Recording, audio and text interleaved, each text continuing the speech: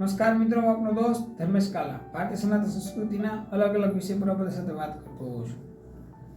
આજે આપણે વાત કરવી છે ઉજ્જૈનમાં મહાકાલની શિવલિંગ છે તેની પર શું મનુષ્યના ભસ્મની આરતી થાય છે. આવો જાણીએ શું છે વાત. ઘણા વર્ષો પહેલા એક પંડિત હતા, તે મનુષ્યના ભસ્મની આરતી કરતા ભગવાન શિવની. એક દિવસ એવું બન્યું કે કોઈ શવ આવ્યું નહીં શમશાનની અંદર, એટલે તે પંડિતે પોતાના પુત્રનો ત્યાગ કર્યો અને તેના ભસ્મની આરતી કરી મહાદેવની, મહાકાલની.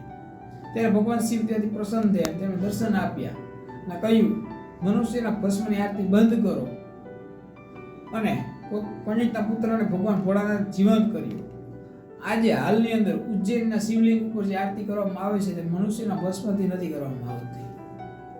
અસ્તુ જોડાયેલા સંસ્કૃતિની વાતો છે.